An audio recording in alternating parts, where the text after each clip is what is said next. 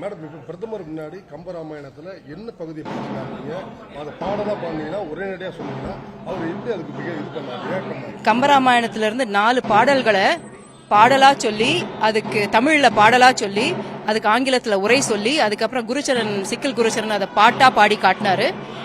So அதனால உரை புரிஞ்சதுக்கு அப்புறம் தான் பாடலை, உரை சொன்னதுக்கு அப்புறம் தான் பாடலை பாடி காட்டினாரு. அவர் ரொம்ப ரசிச்சு கேட்டாரு. உலகம் யாவையும்ங்கிற அந்த கடவுள் வாழ்த்து பாடல்ல ஆரம்பிச்சு மும்மைசால் உலகுக்கெல்லாம்ங்கிற பாடலை சொல்லி, அதுக்கப்புறம் வெய்யோன் ஒளிங்கிற பாடலை சொல்லி, ஒன்றே எண்ணின் ஒன்றையாங்கிற பாடலோட முடிச்சோம். எல்லாம் ரொம்ப ரசிச்சு கேட்டாரு. அப்புறம் எங்ககிட்ட சொன்னாரு, இந்த மாதிரி இனிமையான அனுபவமா இருந்ததுன்னு கண் கலங்கி ரொம்ப ரொம்ப எங்களுக்குமே ரொம்ப ஒரு மகிழ்ச்சியூட்டும் அனுபவமா இருந்தது. ஆமா, தமிழ்ல பாடலை சொல்லி கம்பன் எப்படி எழுதியிருக்காரோ அதே மாதிரி தமிழ்ல பாடலை சொல்லிட்டு அப்புறமா ஆங்கிலத்துல மொழிபெயர்த்து.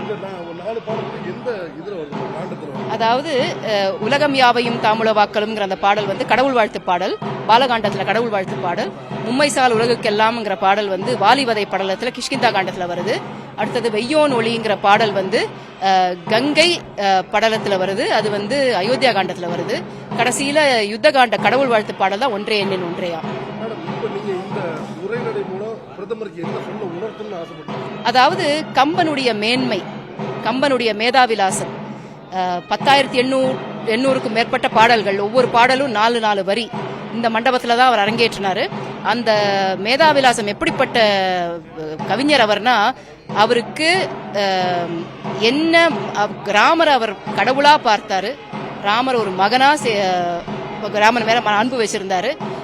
அதே நேரத்தில் அவருக்கு அந்த பரந்த மனப்பான்மை இருந்தது. ஒன்றே எண்ணின் ஒன்றேயாம் பலவென்றுரைக்கின் பலவேயாம், கடவுள் இருக்குன்னு சொன்னா இருக்கு, இல்லைன்னு சொன்னா இருக்குங்கிற அந்த பெரிய மனப்பான்மையும் அவருக்கு இருந்தது. கம்பனுடைய ஒரு முழு வடிவம் அவருக்கு கொடுக்கணுங்கிறதுனால தான் இந்த பாடல்களை தேர்ந்தெடுத்தோம். ஆமா ஆமா ஆமா, ரொம்ப ரொம்ப மகிழ்ச்சியா இருந்தது. இந்த பாகியம் கிடைச்சது அது கம்பருக்கு தான் நன்றி சொல்லணும், ராமருக்கு தான் நன்றி சொல்லணும். அதாவது 1800 ஆண்டுகளுக்கு முன்னாடி நடந்த ஒரு சம்பவம், அதுக்கப்புறம் இங்க உட்காந்து கம்பராமாயணம் சொல்றதுங்கிறது பெரிய பாக்கியம்.